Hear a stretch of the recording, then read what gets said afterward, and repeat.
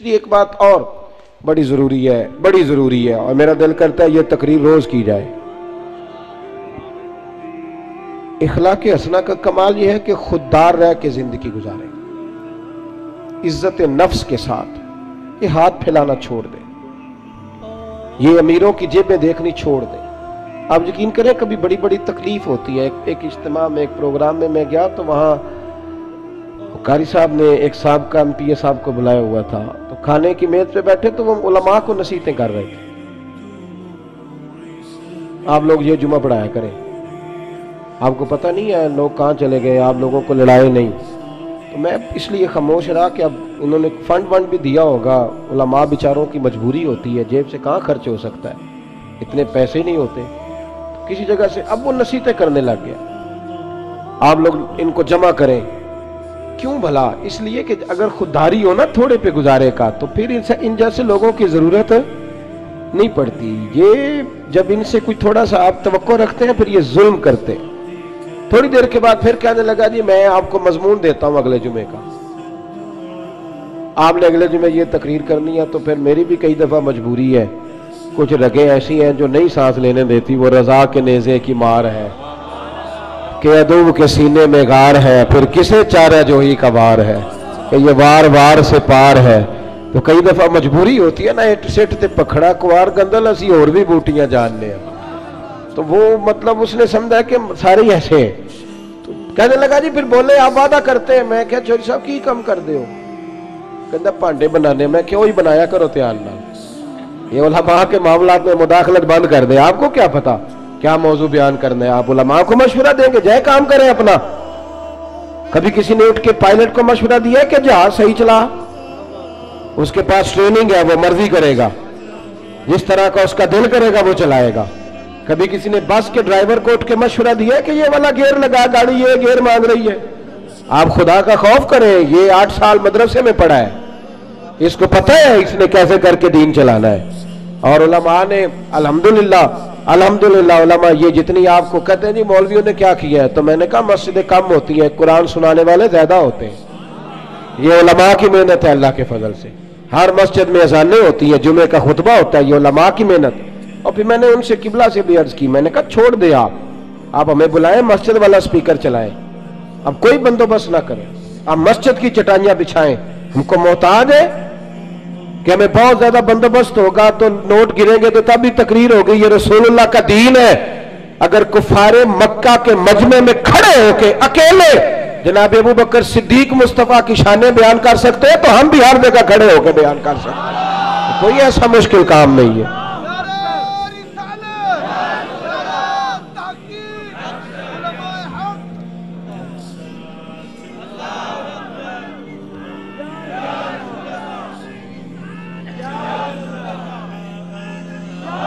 تھوڑی نا خودداری، عزت نفس، یہ غریبوں کو مشورہ دے رہا ہوں، چھوڑ دیں آپ چودھریوں کی گاڑیوں کے پیچھے بھاگنا، کچھ بھی نہیں ہوتا، آپ چھوڑ دیں ان کی پرواہ کرنی، آپ ایک ایک بچے کو خود خرچ اٹھائیں، آپ خود دیکھیں ہم نے کیسے ان کو لے کر کے آگے جانا، خودداری سے جیئیں، عزت نفس۔ ایک بات مجھے بتاؤ، جس نے حرام کا مال کمایا ہے اور روزانہ چھوٹے گوشت سے روٹی کھاتا ہے وہ زیادہ اچھا ہے، یا جو حلال کھاتا ہے پر اچار سے کھاتا ہے وہ زیادہ اچھا ہے؟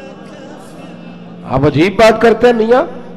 میرے ابا جی سے ایک دفعہ میں نے پوچھا ابا جی آپ کو پسند کیا ہے؟ کہنے لگے جدو پتر بھوک لگی ہوئے تو یار شاہی پسند ہوندی ہے، تے نہ لگی ہوئے تو نخرے ہی ہوندے نے، اور دوپہر کو بھوک لگی ہو تو اچار بڑا چسکا دیتا ہے، کبھی کھا کے دیکھیں، شرط یہ ہے کہ بھوک لگی ہو، چٹنی کی جو لذت ہوتی ہے وہ اور ہوتی کوئی نہیں۔ آپ مہربانی کریں، گڑ سے بھی روٹی گزر جاتی ہے، میں نے الحمدللہ خود پیاز سے کھانا کھایا۔ میں دوپہر کو گھر آیا اسکول سے تو اماں جی سے پوچھا اماں جی روٹی ہے؟ کہنے پتر کوئی نہیں، تو میں نے کہا میں نے کھانا کھانا ہے، تو اماں کہنے لگی بیٹے دو ہی حل ہے، یا تو میں کسی سے قرض لوں اور تمہارے لیے 2 ٹائم سالن پکایا کروں، اور یا پھر تم سیانے ہو جاؤ۔ تو میں نے کہا جی نہیں آپ قرض نہیں لیں، آپ بتائیں کیا کرنا ہے؟ تو کہنے لگی تمہارا ابا کھا کے گیا ابھی پیاز کے ساتھ روٹی، گزر جائے گی؟ میں نے کہا آپ لائیں انشاءاللہ گزرے گی، کیوں نہیں گزرے گی، حلق سے گزرے گی، کیا اس میں حرج ہے؟ آپ اپنی مٹی پہ چلنے کا طریقہ سیکھیں، کسی کے سنگ مرمر پہ چلو گے تو پھسل جاؤ گے۔ آپ چھوٹی مسجد میں گزارا کریں، آپ خودداری سے جیئیں، عزت نفس حسن ہے زندگی کا، یہ اخلاق ہے میرے رسول پاک کا. پڑھو ترمذی شریف. حضرت صوبان بن مالک کو سامنے بٹھا کے نبی پاک نے فرمایا سجنا تجھ پہ پیار بڑا آ رہا ہے, حضور حکم کرے. فرمایا حکم یہ ہے کہ ایک وعدہ تو میرے ساتھ کر, ایک میں تیرے ساتھ کرتا ہوں. یا رسول اللہ حکم کرے. تو نبی پاک نے فرمایا تو وعدہ کر کسی دنیا دار کے آگے ہاتھ نہیں پھیلائے گا, اور میں وعدہ کرتا ہوں رب تجھے بغیر حساب جنت عطا فرمائے گا. چھوڑ دنیا داروں سے مانگنا ہے تو رب سے مانگ, رب کے رسول سے مانگ. آپ یہ کیا بات کرتے ہیں بھائی؟ وہ ایک شاعر تھا نا, کبھی گزر رہا تھا پاس سے, تو یہ شاعر ناراض نہ ہو جائے, میرا بڑا اچھا شعری ذوق ہے.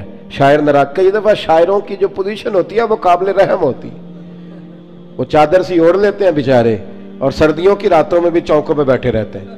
تو ایسا ہی کوئی شاعر بیٹھا تھا, تو ایک سیٹ گزرا تو اس نے 5 روپے نا پھینک دیے. وہ شاعر نے بلایا, اس نے کہا یہ کیا ہے؟ کہنے لگا جی وہ مسئلہ یہ ہے کہ آپ کی حالت بڑی عجیب تھی, تو میں نے کہا چلو خرچہ چل جائے گا. تو اس نے کہا اٹھا اپنے پیسے, میرا تو عشق میں یہ حال ہے, ورنہ میں کوئی سیٹھوں کا محتاج تو نہیں نا. اس نے ایک شعر کہا تھا, مجھے زندگی بھر رہ گیا, کبھی کبھی جب اپنی موج میں ہوتا ہوں تو اکیلا بھی پڑھتا رہتا ہوں. وہ شاعر اس سیٹ سے کہنے لگا یہ آرزو کرم اور میں آپ سے کروں, یہ آرزو کرم اور میں آپ سے کروں, یہ بھیک اس کو دیجئے جس کا خدا نہ ہو, یہ بھیک اس کو دیجئے جس کا خدا نہ ہو.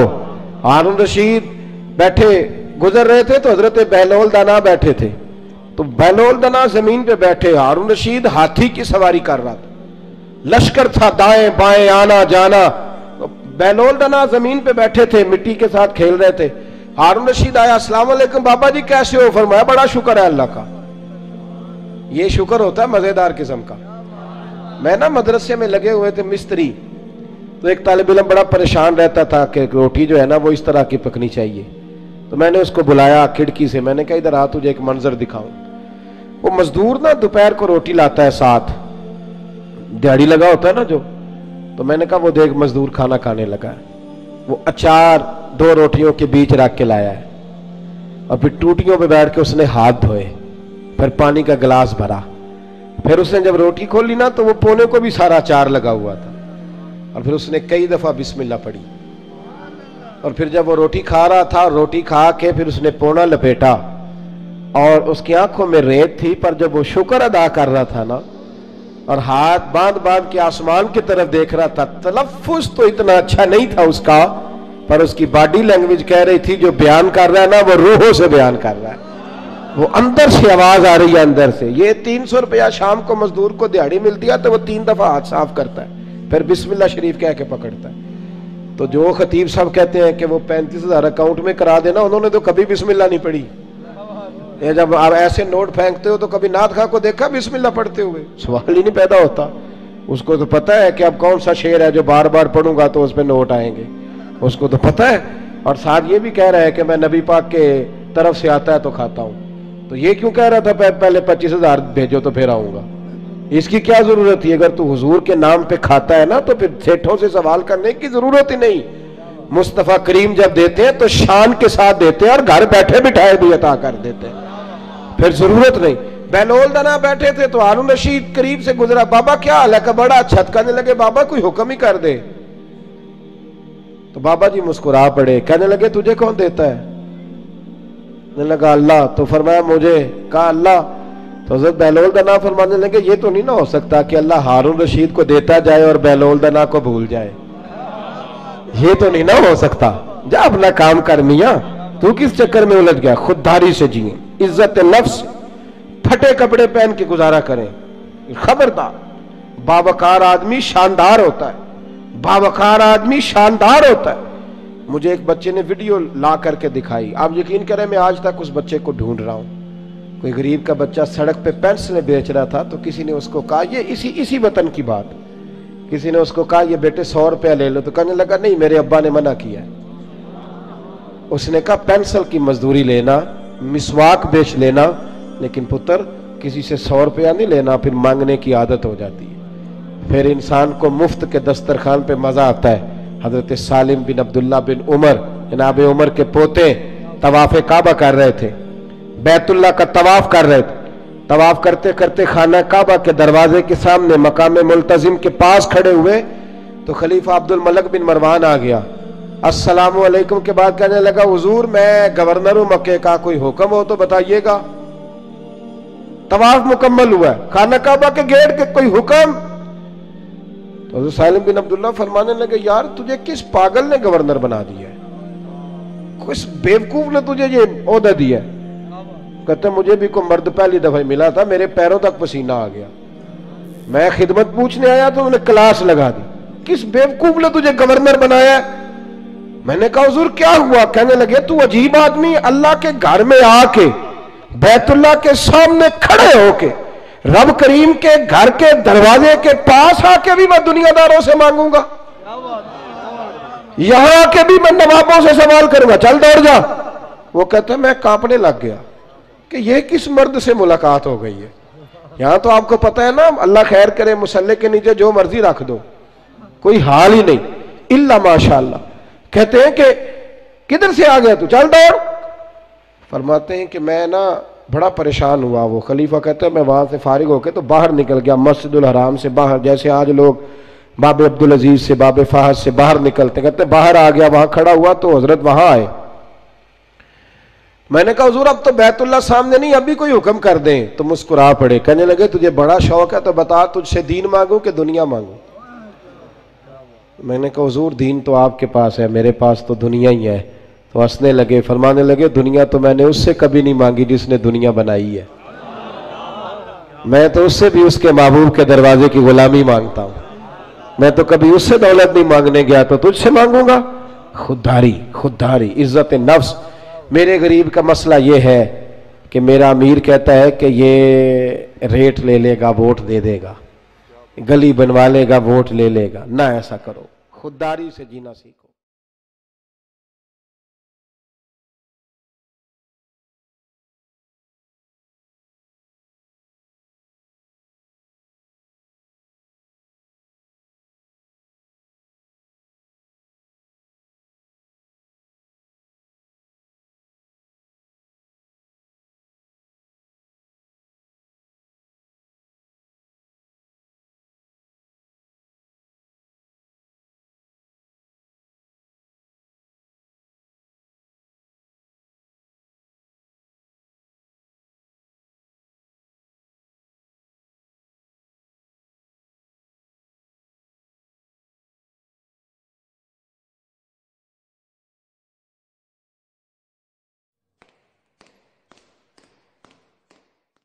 سبيل الدموع سبيل مريح تنهد يا صاحي كي تستريح وغص الدعاء الخفي الصريح يسعك الفضاء الرحيم سبيل الدموع سبيل مريح تنهد يا صاحي كي تستريح وبث الدعاء الخفي الصريح يسعك الفضاء الرحيب الفسيح سبيل الدموع سبيل مريح تنهد يا صاحي كي تستريح وبث الدعاء الخفي الصريح يسعك الفضاء الرحيب الفسيح فبالله كم تستطب القروح ويبرأ جروح الكثير الجريح وينشط ذاك السقيم العليل وقد كان بالسؤم دهرا طريق تقال العثار العظام به ويغدو الهوى ككبش ذبيح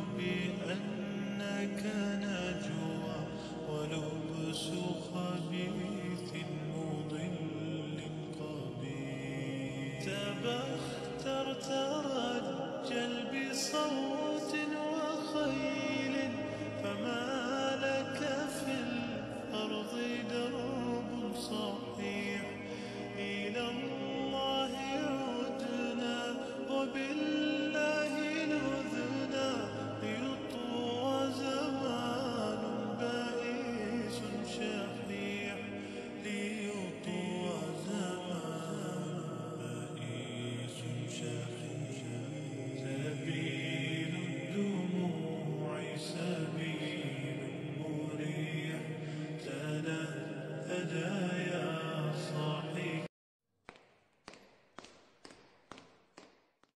سبيل الدموع سبيل مريح تنهد يا صاحي كي تستريح وخذ الدعاء الخفي الصريح يسعك الفضاء الرحيم سبيل الدموع سبيل مريح تنهد يا صاحي كي تستريح وبث الدعاء الخفي الصريح يسعك الفضاء الرحيم الفسيح سبيل الدموع سبيل مريح تنهد يا صاحي كي تستريح وبث الدعاء الخفي الصريح يسعك الفضاء الرحيم الفسيح فبالله كم تستطب القروح ويبرأ جروح الكثير الجريح وينشط ذاك السقيم العليل وقد كان بالسؤم دهرا طريق تقال العثار العظام به ويغدو الهوى ككبش ذبيح بذكر الإله تطيب الحياة تسر أسارير وجه صبيح تسر أساسير وجه صبيح سبيل الدموع سبيل مريح تنهد يا صاحي كي تستريح وبث الدعاء الخفي الصريح يسعك الفضاء